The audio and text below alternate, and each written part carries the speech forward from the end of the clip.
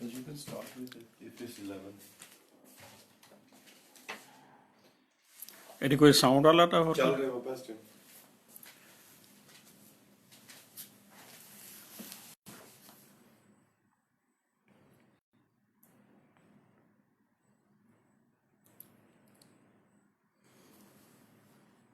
ये रिकॉर्ड हो रहा है live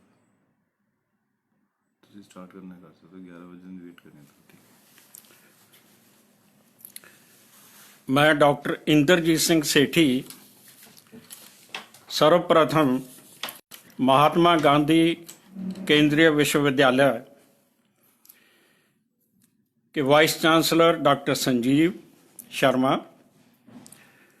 doctor Narendra, doctor Rajeev dean व अन्य साथियों का धन्यवाद करना चाहता हूं जिन्होंने मुझे ये अवसर प्रदान किया कि मैं वहाँ के विद्यार्थियों से अपनी बातचीत कर सकूं।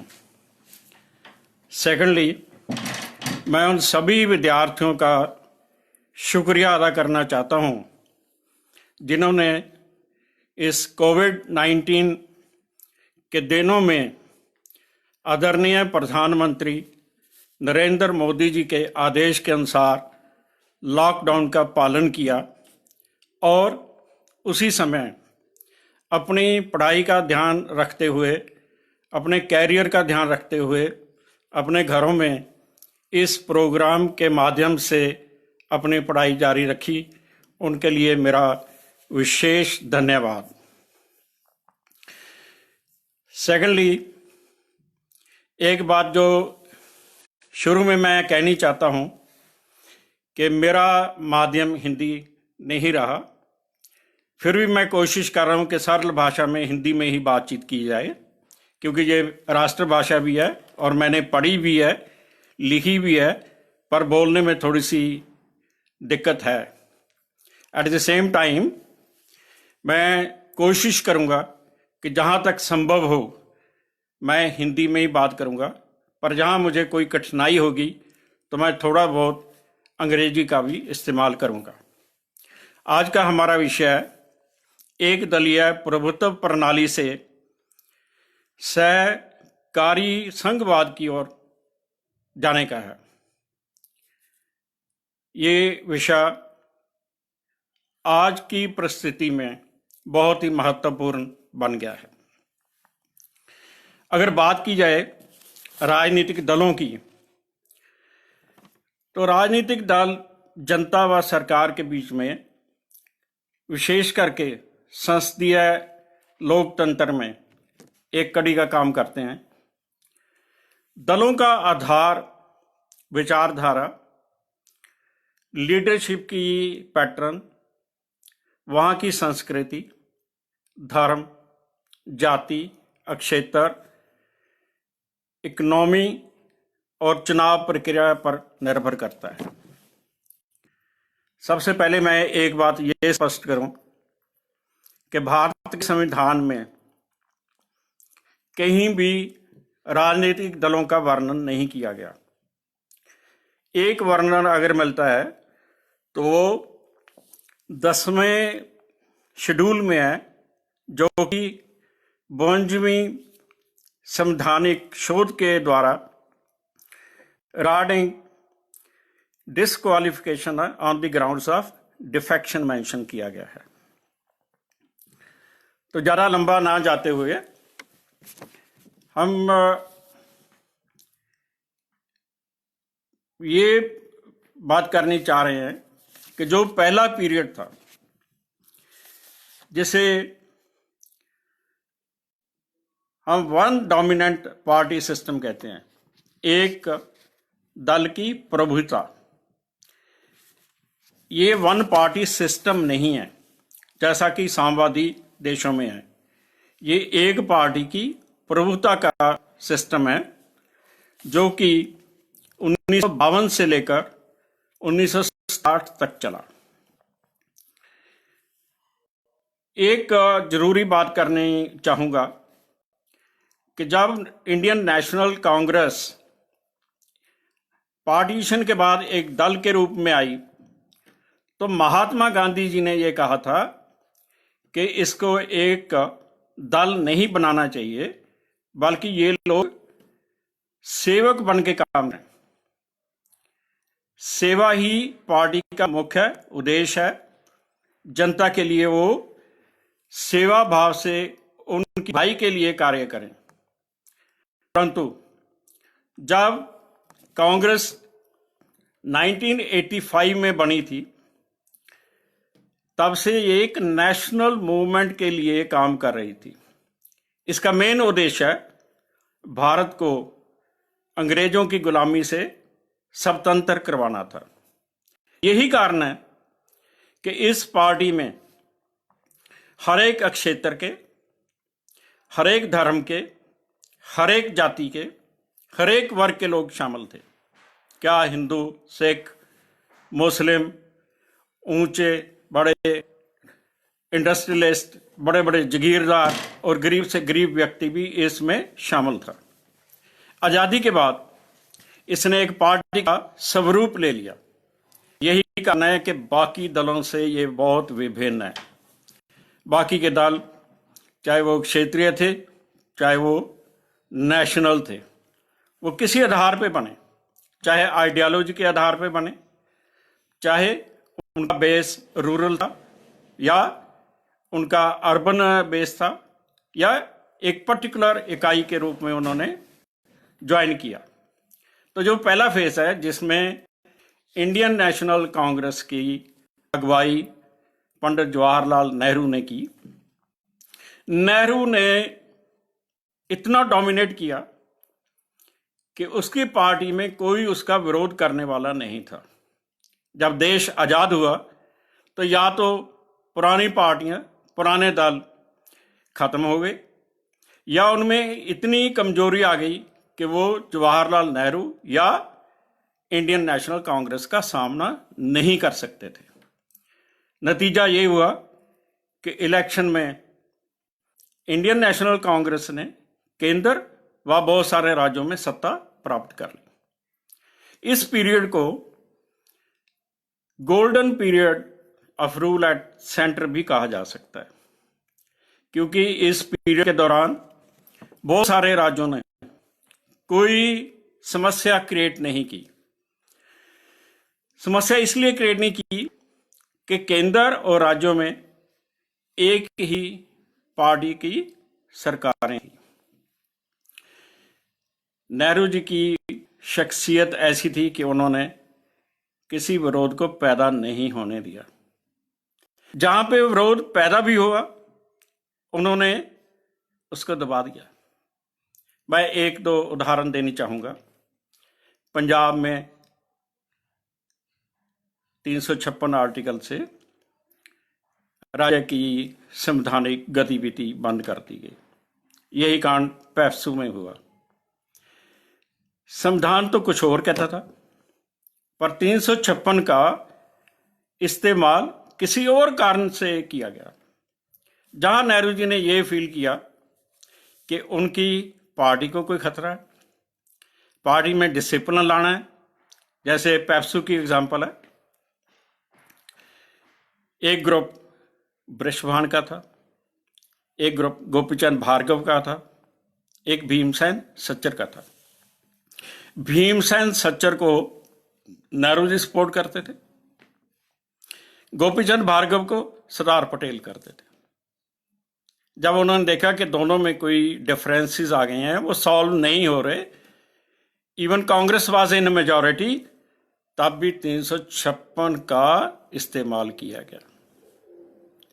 ग्रुपिज्म इतना स्ट्रांग था कि एक ग्रुप प्रताप सिंह कैरो का था, वो भी नेहरू जी के चहेते थे।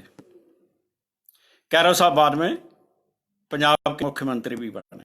कहने का भाव ये है, नेहरू जी के काल में 15 साल के पीरियड में 8 दफा 356 का इस्तेमाल किया गया। चाहे वो ट्रैवनकोर कोचीन था, चाहे वो केरल की बात करें, चाहे पंजाब की करें, चाहे पेप्सू की करें, उसका एक ही मकसद था कि पार्टी को कंट्रोल में किया जाए। तो ये पीरियड इतना डोमिनेंट था, चाहे ठीक है कि इस पीरियड में रीऑर्गेनाइजेशन ऑफ स्टेट्स भी हुई, चाइनीज अटैक भी हुआ, कई वादे किए, जैसे गरीबी का खात्मा किया जाएगा, करप्शन खत्म की जाएगी, समाजवाद लाया जाएगा, सेकुलरिज्म की बातें की। बट मैं ये बात कहना चाहूँगा, ना उस पीरियड में करप्शन खत्म हुई, ना समाजवाद आया, ना सेकुलरिज्म की प्रैक्टिकल में उपयोगिता की गई। इसके बहुत सारे उदाहरण हैं, ज़्यादा डिटेल में नहीं जा रहा। जैसे करप्शन की ही बात कर लें, प्रताप सिंह कैरो जो कि नेहरू जी के बहुत चहेते थे, उनके अगेंस्ट करप्शन के चार्जेस लगे। उनकी तहकीकात करने के लिए दास कमीशन की स्थापना की गई। जब तक नेहरू जी जीवित रहे, दास कमीशन की रिपोर्ट नहीं खुली। उनके मरने के बाद दास कमीशन की रिपोर्ट खुली, जिसने प्रताप सिंह कैरो को इंडिक्ट किया। कहने का भाव है कि वो प्रधानमंत्री जो करप्शन हटाने की बात कर रहे थे, उन्होंने ही ऐसे आदमी पाल जो करप्शन का पार्ट थे। उसका रीजन एक डिफरेंट भी है। वो चाहते थे कि एक ऐसे को पंजाब की जिम्मेवारी दी जाए जो अकालियों का विरोध कर सके, जो अकाली एजिटेशन को पंजाबी सूबा की डिमांड के लिए उनको दबा सके। तो एक बात तो यह कहनी सही रहेगी कि Pratap Singh Kairon strongest chief minister of Punjab रहे हैं। उन्होंने बड़ा पंजाब की, बिगर पंजाब, विशाल पंजाब की बात की। अपनी इंडस्ट्री को दिल्ली बॉर्डर तक ले गए। फरीदाबाद तक का इलाका पंजाब की इंडस्ट्री के लिए मशहूर रहा। बाद की बात है कि पंजाब स्टेट डिवाइड होगी इनटू पंजाब, हरियाणा, हिमाचल। तो हम अपने मुद्दे पे रहते हुए ये बात कहनी चाहिए कि जहाँ तक इस पीरियड का सवाल है, यहाँ पे एक पार्टी का ही डोमिनेशन रहा। उसके बाद मैं ये कहूँगा कि 67 के बाद जो पीरियड है वो डोमिनेंस से कंपटीशन का हो गया। 60 की इलेक्शन में कांग्रेस ने अपनी सीटें लूज की, as well as they lost in number of states. इनका वोट प्रतिशत 44.7 से 40.8 रह गया। इसके अपने किले ढहने लगे, डिफेक्शंस पैदा होने लगी, ग्रुपों में नाराजगी पैदा होने लगी। तो ये पीरियड दूसरे दलों के लिए अच्छा था, जो कि इनको compete करने के लिए चैलेंज करने लगे। 1977 में जनता पार्टी पावर में आई। ये पीरियड पॉलिटिक्स ऑफ कन्फ्रंटेशन का मैं कह सकता हूं। उसका कारण ये है कि 77 में जब जनता पार्टी पावर में आई तो उन्होंने 9 स्टेट में, 9 राज्यों में, जो कि कांग्रेस के डोमिनेंट थे और वो लोकसभा की इलेक्शन में हार गए थे, उनमें प्रेजेंट रूल लागू कर दिया। दैट मीन्स उन 9 राज्यों में 356 आर्टिकल का इस्तेमाल किया गया। जब 1980 में कांग्रेस पावर में आई तो उन्होंने भी यही किया। उन्होंने उन 9 राज्यों में से जहां कांग्रेस का राज था वहां 356 आर्टिकल से उनको निलंबित किया। इन बिटवीन 1969 में जो स्प्लिट हुई कांग्रेस में, उससे इंदिरा गांधी ने पार्टी के ऊपर जो उसका प्रभाव था वो भी लूज किया। फैक्शनलिज्म होने लगी। अच्छे काम तो शायद उसने किए, जैसे बैंकों का नेशनलाइजेशन किया, प्रीवी पर्सेस एबॉलिश किए, बट वो लेडी इतनी अग्रेसिव थी कि उसने एमरजेंसी भी लगा दी। वो जो 75 की एमरजेंसी है उसके भी दुष्परिणाम देखने को मिले। इंदिरा गांधी इतनी रिवेंजफुल थी कि अपने रिवेंज लेने के लिए उसने गोल्डन टेम्पल पे भी हमला किया, जिसकी सिख बरादरी में निंदा भी हुई, देश विदेश में ह्यूमन राइट्स की चर्चा हुई और इसकी निंदा की गई, और अल्टीमेटली उसका असैसिनेशन किया गया। असैसिनेशन होने के बाद राजीव गांधी एक सिंपथी वेव के कारण सबसे ज्यादा सीटें, 404 सीटें लेके भारत के प्रधानमंत्री बने। राजीव गांधी को मिस्टर क्लीन का नाम दिया गया। मैं मानता हूं individually he was a clean man, he was not a corrupt man, but what about the company in which he was ruling over? उसके मंत्री काल में बहुत स्कैंडल हुए। वो इतने स्कैंडलों से घिर गया कि इवन डिफेंस मिनिस्टर को भी एक्सपेल करना पड़ा। तो ऐसी स्थिति में we are not going to that details right now. 1989 के ऑनवर्ड जो पीरियड है उसको मैं ये कहना चाहूंगा कि वो मल्टी पार्टी सिस्टम की तरफ जा रहा था। इस पीरियड में कांग्रेस का अगर एंड कह लें तो भी गलत नहीं होगा। इस डिक्लाइन के कारण होंगे। उसके बाद हंग पार्लियामेंट्स आनी शुरू हो गई, जैसे 99 ऑनवर्ड्स।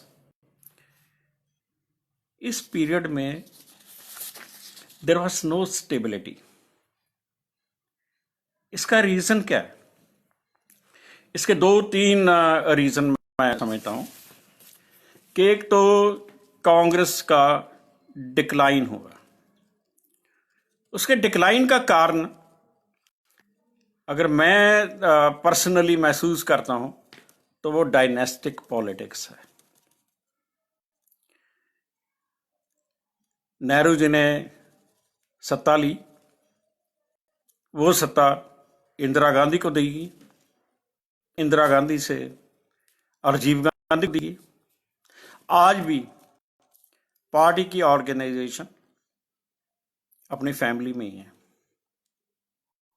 चाहे वो काम बाई प्रॉक्सी चला रहे हैं या सीधे दखलंदाजी से चला रहे हैं। ये डायनेस्टिक पॉलिटिक्स सिर्फ कांग्रेस में नहीं है, it's in many other parties. अगर ये कहें कि ऑलमोस्ट ऑल पार्टीज में, बीजेपी में थोड़ी सी कम है, कम्युनिस्ट पार्टीज में कुछ कम है, but in rest of the parties almost the story is the same. तो इस डायनेस्टिक पॉलिटिक्स ने कांग्रेस के लिए एक चैलेंज दिया।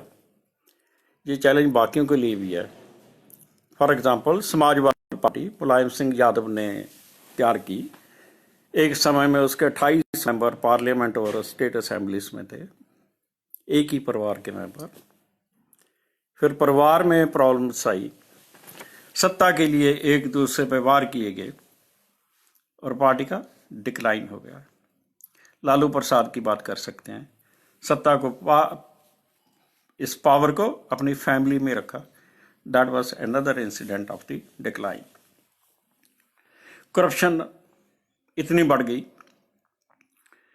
कि लोगों में हाहाकार शुरू हो गई।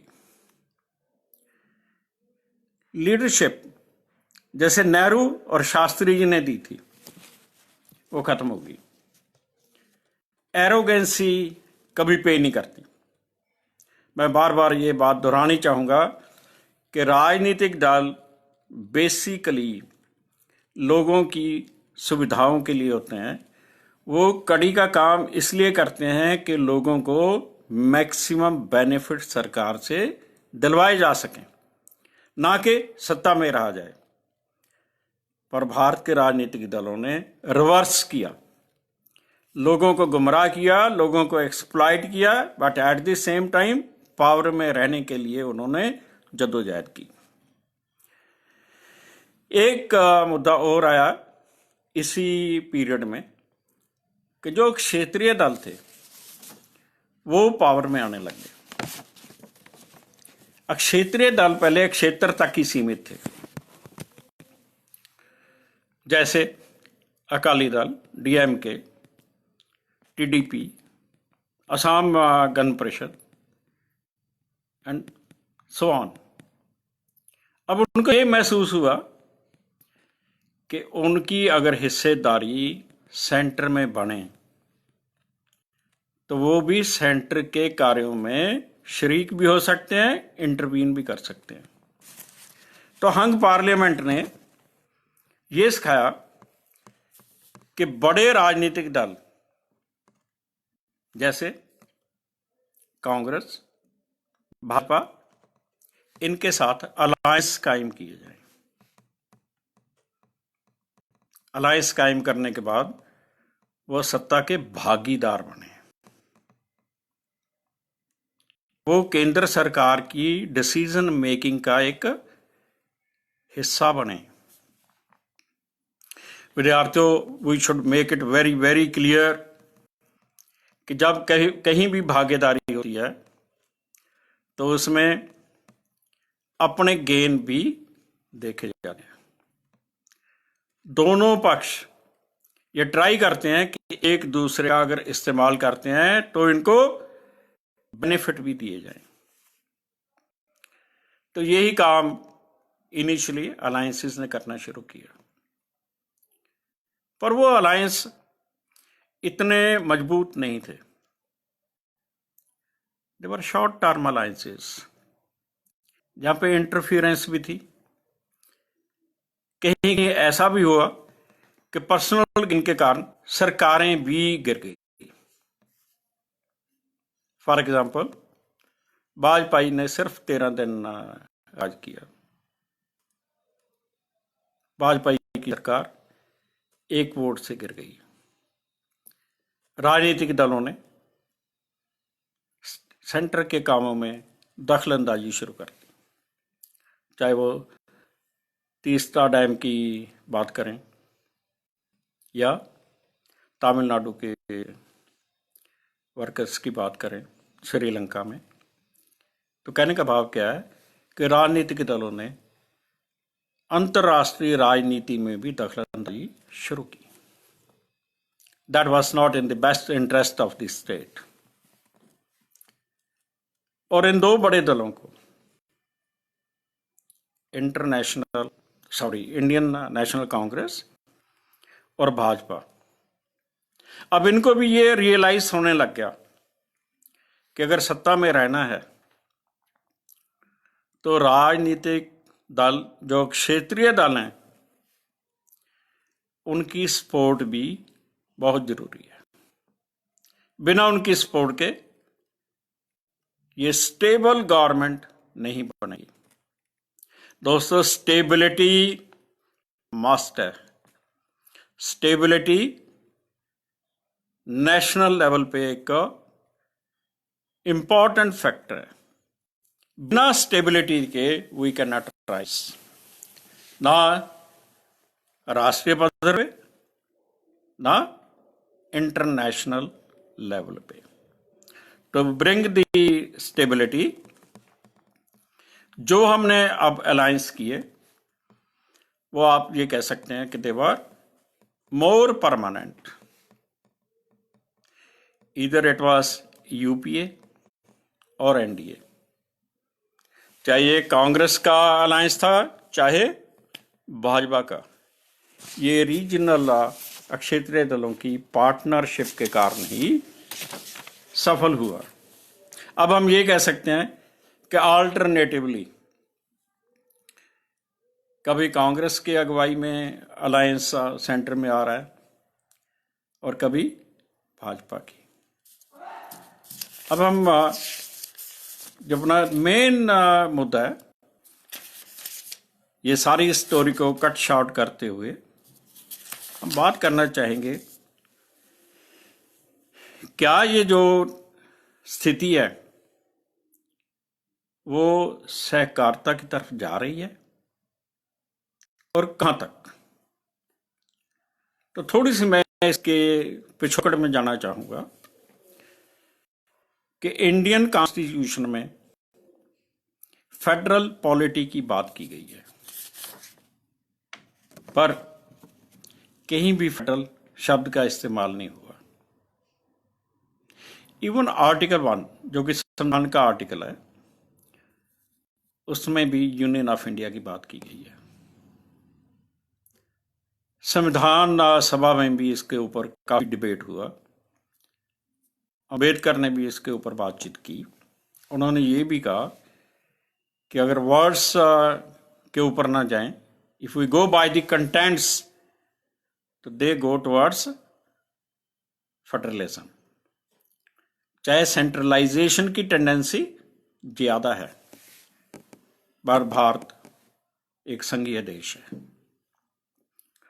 डिवीजन ऑफ पावर्स की गई, सेंटर की पावर बताई गई, 3 लिस्टें बना के दी गई, रेसिड्यूअल पावर्स की बात की गई, सेंटर स्टेट रिलेशंस की बात भी आई, 356 आर्टिकल की बात भी आई। सब बातें ठीक है, बट जैसा कि हमने देखा है कि या तो एक पार्टी डोमिनेट करती रही, राइट और रॉन्ग, या कन्फ्रंटेशन होती रही, या मल्टी पार्टी की तरफ जाते रहे, पर कोई ऐसा सोल्यूशन नहीं निकला। सारे पीरियड में states they were not happy with the working of the central government. वो सेंटर से नाराज रही। कभी गवर्नर की कॉन्फ्रेंस हो रही है, कभी चीफ मिनिस्टर्स की कॉन्फ्रेंस हो रही है, कभी सेंटर स्टेट रिलेशंस की बात की जा रही है, कभी फाइनेंशियल डिफरेंसेस की बात की जा रही है, कभी प्लानिंग कमीशन को कोसा जा रहा है, कभी नेशनल डेवलपमेंट काउंसिल की बात की जा रही है। Means states they were not happy with the functioning of the central government. उनको ये लगता था कि टाइम एंड अगेन उनकी ऑटोनॉमी को चैलेंज किया जाता है। एक मुद्दे की बात करते हैं कि जो पैरा मिलिट्री फोर्सेस हैं, जब उनको स्टेट में लगाया था to maintain peace, law and order, तो स्टेट गवर्नमेंट ऑब्जेक्ट करती थी कि केंद्र सरकार को ये फोर्सेस भेजने से पहले सरकार की अनुमति लेनी चाहिए। आज बात उल्टी हो गई है। आज ये कोऑपरेटिव फेडरलिज्म की बात हो रही है कि we are a part and parcel of the Union of India और हमें भी सुरक्षा मिलनी चाहिए। एक छोटी सी एग्जांपल देनी चाहूंगा। हम देखते हैं कि आजकल टेररिज्म इतना बढ़ गया है। ये टेररिस्ट एक्टिविटीज हमने पंजाब में भी झेली हैं, J&K भी झेल रहा है, नॉर्थ ईस्ट की स्टेट्स भी इस को झेल रही हैं। नक्सलिज्म पनप रहा है, नक्सलियों ने पैरेलल गवर्नमेंट्स बना ली। लोगों की मजबूरी है समवेयर कि वो ऐसी फोर्सेस को सपोर्ट करते हैं, मजबूरन टेररिस्ट को शेल्टर देते हैं, मजबूरन उनके हक में बोलते हैं। पर शांति के लिए, अपने हकों के लिए they want piece, law and order. आज स्थिति ये है कि वो ही स्टेट गवर्नमेंट्स केंद्र सरकार से रिक्वेस्ट करती हैं कि उनको ऐसे बल दिए जाएं, सुरक्षा बल दिए जाएं, लाइक सीआरपीएफ है और ऐसे यूनिट्स हैं जो उनकी लोकल पुलिस के साथ मिलकर टेररिज्म का मुकाबला करें, नक्सलियों को रोकने में सहायक हों, एंटी सोशल एलिमेंट को रोकने में सहायक हों। तो आज दोनों केंद्र और राज्य के दल, चाहे वो किसी भी पार्टी को बिलोंग करते हों, वो एकजुट होकर इस समस्या का हल करना चाह रहे हैं। तो मेरे ख्याल में ये जो ज्वाइंट एक्शंस हैं in the area of terrorism, Naxalism या नॉर्थ ईस्ट और JNK की स्टेट्स में शांति प्रक्रिया लाने के लिए वो सहकारी गठबंधन की ओर इशारा करते हैं कि इस फेडरल स्टेट में दोनों की सहकारिता बहुत जरूरी है। अब बहुत से और भी मुद्दे हैं, जैसा कि we are talking of environmental protection, कि पर्यावरण का भी सुधार किया जाए, उसकी सुरक्षा की जाए। भारत सरकार ने अंतर्राष्ट्रीय पद्धर पर बहुत से समझौते किए हैं ताकि ये जो इन्वायरमेंट का मसला है उसको हल किया जाए। मैं इस डिबेट में नहीं जा रहा कि कौन राइट है कौन रॉन्ग है। बड़ी ताकतें इन्वायरमेंट के लिए प्रॉब्लम क्रिएट कर रही हैं या छोटे कंट्रीज। इन्वायरमेंटल प्रॉब्लम एक ऐसी समस्या है जिसका कोई इंटरनेशनल बैरियर नहीं है। पोल्यूशन कहाँ से फैल रही है उसके लिए कोई बॉर्डर्स की लिमिट नहीं है। तो जब हम इंटरनेशनल लेवल पे समझौते करते हैं तो इम्प्लीमेंट कहाँ पे होंगे? They are to be implemented in the states. तो स्टेट के पास तो इतने फंड नहीं है, स्टेट उनको प्रॉपरली इम्प्लीमेंट नहीं कर सकती। पर संविधान तो कहता है कि जितनी भी अंतर्राष्ट्रीय मुद्दे हैं जिनके ऊपर भारत सरकार ने सहमति दी है, उनको स्वीकार किया है, they are to be implemented. तो यहां पे भी we are depending upon the centre for guidance, for the protection of the environment, for financial benefits. तो ये भी एक एरिया है जिसने हमें इकट्ठा करने में बहुत हेल्प दी है। इसीलिए एक बात और करना चाह रहा हूं कि पहले planning commission, NDC, national development council, जब इसकी बात आती थी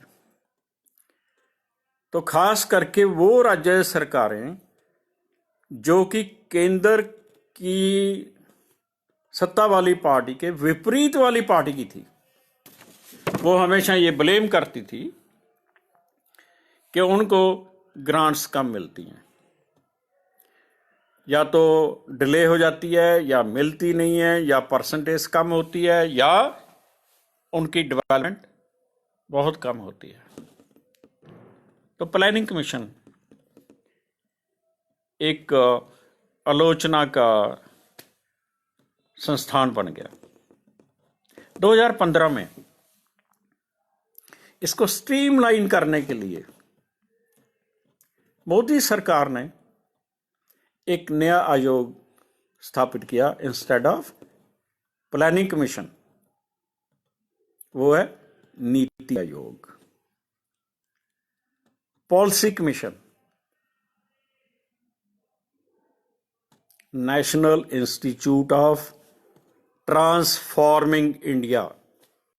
ये नीति का मीनिंग था कि ऐसा एक आयोग कायम किया जाए जहां पे राज्यों की भागीदारी भी बराबर की हो और उनको ट्रांसफॉर्म किया जाए, उनको ऐसा बदल दिया जाए कि उनकी डेवलपमेंट भी लोगों को दिखनी चाहिए।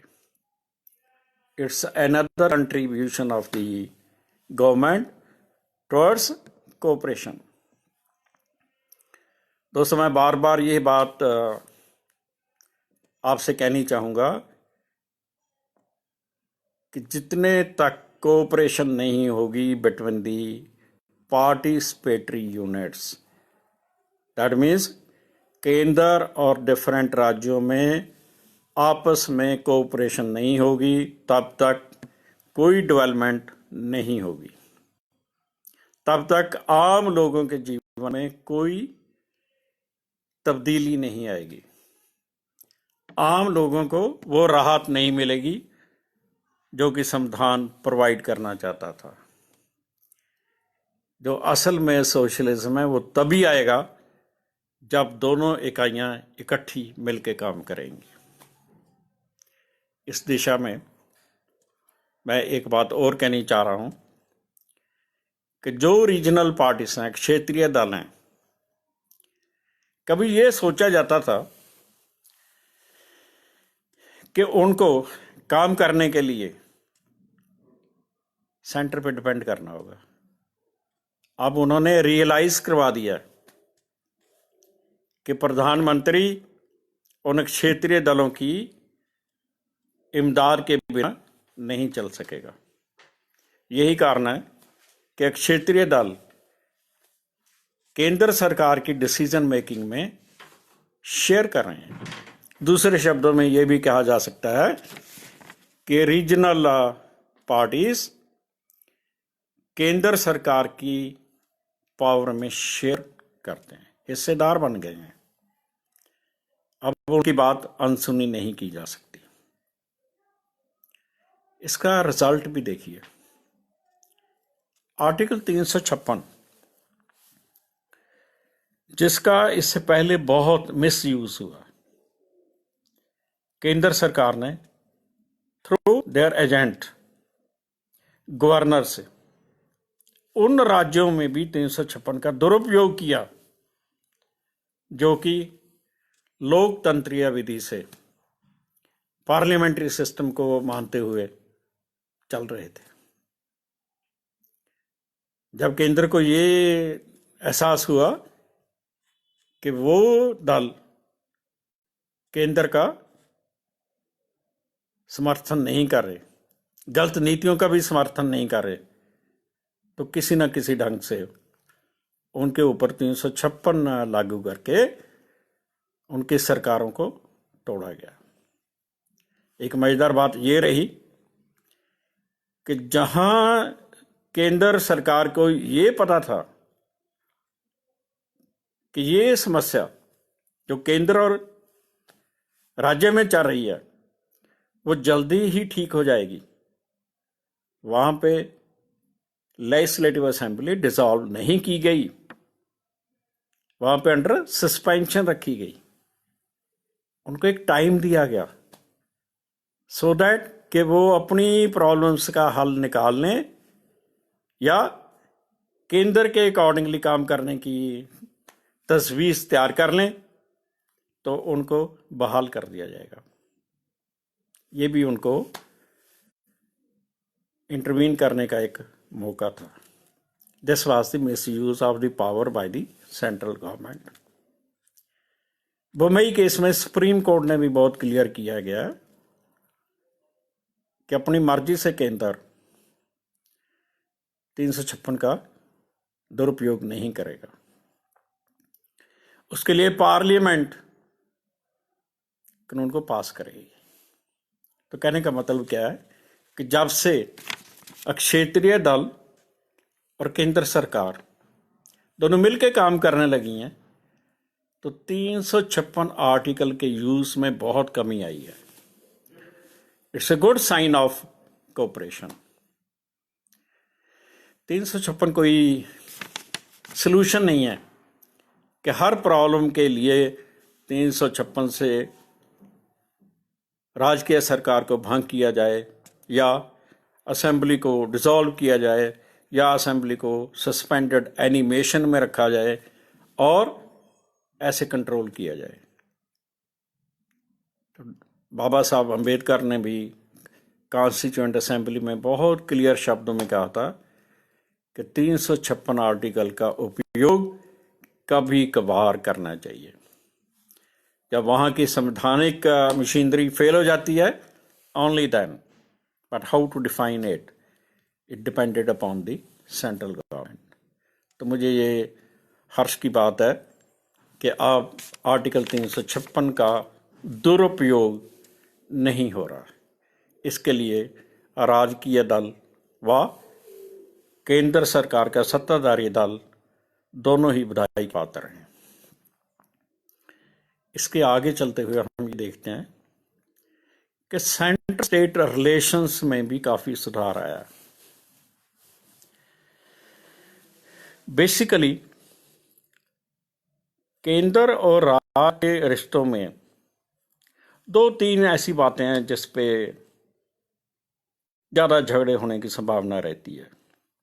ये तो गवर्नर की अपॉइंटमेंट है, गवर्नर की कार्यशैली है, गवर्नर को कैसे इस्तेमाल किया जाएगा as a head of the state और an agent of the central government. दूसरा मेन मुद्दा ये है फाइनेंस, कि पैसे का जो वितरण है, जो वो टैक्सेस का शेयर है between the centre and the states, वो कितना अच्छा होना चाहिए। थ्रू फाइनेंस कमीशन किन स्टेटों को कैसी ग्रांट्स मिलनी चाहिए, कौन सी स्पेशल ग्रांट्स देके स्टेट्स का स्टैंडर्ड ऑफ लिविंग ऊपर किया जा सकता है। ये कुछ ऐसे मुद्दे रहे हैं जिनके ऊपर केंद्र और राजकीय दलों में मतभेद रहे हैं। That's why many of the states at different times they are demanding state autonomy, कि राज्यों को खुद मुख्तारी मिलनी चाहिए। केंद्र सरकार राज्यों के ऑटोनॉमी के ऊपर वार कर रही है, वो बंद होना चाहिए। स्टेट ऑटोनॉमी की डिमांड ने कई राज्यों में इतना उपद्रव पैदा किया कि उन्होंने अलग होने की बात भी कह दी। कुछ राज्यों में एजिटेशंस भी चली। ये खास करके if we talk about the North East, we talk about this Punjab, राज्यों में बंटवारे हुए, उसका कारण भी यही था।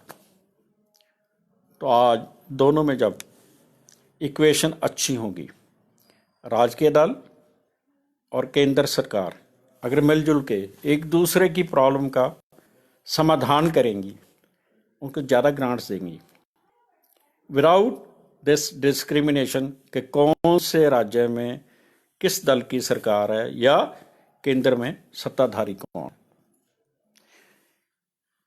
मैं बार बार ये बात शुरू से अभी तक ये कह रहा हूं कि राजकीय दल राज करने के लिए नहीं है, वो पावर में आने के लिए नहीं है। उनका मकसद लोगों की सार्वजनिक भलाई करना है। वो किसी भी मजहब के हों, किसी भी क्षेत्र के हों, किसी भी वर्ग को बिलोंग करते हों, हैं तो वो आम लोगों के लिए ही। तो उन लोगों की भलाई के लिए हमें कोऑपरेट करना चाहिए। अगर केंद्र सरकार राज्य सरकारों के साथ कोऑपरेट करती है तो we are leading towards cooperative federalism. मैं जाने से पहले एक बात और करनी चाहूँगा। आज हम कोरोना वायरस से, इस महामारी से जूझ रहे हैं। अकेला हमारा देश नहीं, बल्कि सारी दुनिया कोविड-19 का मुकाबला कर रही है। भारतवर्ष इस लीडिंग इन द सेंस, प्रधानमंत्री ने सारे देश में लॉकडाउन किया। उसकी पालना समस्त राज्यों ने की। ये भी कोऑपरेशन का एक हिस्सा है कि फेडरल होते हुए भी we are accepting the demand of the prime minister. राज्यों में पार्टियां चाहे कोई भी हों, उन्होंने प्रधानमंत्री की इस बात को स्वीकार किया, लॉकडाउन को पूरा ऑब्जर्व किया। कुछ राज्य जैसे कि पंजाब राज्य ने, Punjab was the first state, चाहे वो कांग्रेस दल की सरकार है, उसने सारी स्टेट में कर्फ्यू लगाया। It was followed by some other states. ये बात क्या सिद्ध कर रही है? ये बात सिद्ध कर रही है कि हम एक दूसरे से कोऑपरेट कर रहे हैं।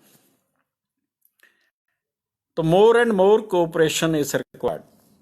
अगर राष्ट्र को अच्छे ढंग से निर्माण करना है तो हमें कोऑपरेट करना होगा। दूसरी तरफ अगर सारे राज्य और केंद्र शासित प्रदेश मोदी जी के आह्वान से लॉकडाउन को इम्प्लीमेंट कर रहे हैं, सब कठिनाइयों को सहन कर रहे हैं, सिमिलरली केंद्र सरकार भी सभी राज्यों के लोगों के लिए सेवाएं प्रदान कर रही है, चाहे वो मेडिकल है, चाहे फूड की स्कैरसिटी है, लोगों तक खाना पहुंचाने की बात है, लोगों को फर्स्ट एड देने की बात है, लोगों की जो पर्सनल प्रॉब्लम्स हैं उनको दूर करने की बात है। तो स्टेट और सेंटर दोनों ही इस कार्रवाई में हिस्सेदारी कर रहे हैं। तो मैं समझता हूँ कि ये भी एक जो कोऑपरेशन का दौर है इस फेडरल पॉलिटी में, वो बहुत एक अहम होता है। अगर हम ऐसे ही कोऑपरेट करते रहेंगे इस भावना के बगैर कि कौन सा दल किस जात को, किस धर्म को, किस सेक्टर को, किस कल्चर को बिलोंग करता है, but for the sake of humanity we are going towards cooperation. तो अगर ये कोऑपरेशन कायम रहेगी तो मेरा मानना है कि it will be the real federal polity, this will be in practical. So मैं शुभकामनाओं के साथ कि भारत सुरक्षित रहे, आप सुरक्षित रहें, अपने घरों को सुरक्षित रखें, समाज को सुरक्षित रखें। तो इस टॉपिक को यहीं फिनिश करता हूँ। अगर कोई क्वेश्चन है तो somebody can ask, you are welcome.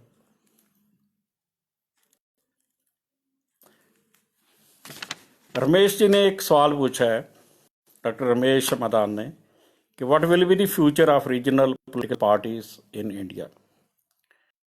तो मेरे ख्याल से इनका भविष्य बहुत अच्छा है, ये पॉजिटिवली काम करेंगी तो इनकी भागीदारी केंद्र में ज़्यादा होगी। इनको नकारात्मक कामों की बजाय पॉजिटिव काम करने चाहिए, so that they can develop their own state as well as contribute in the nation. Anything?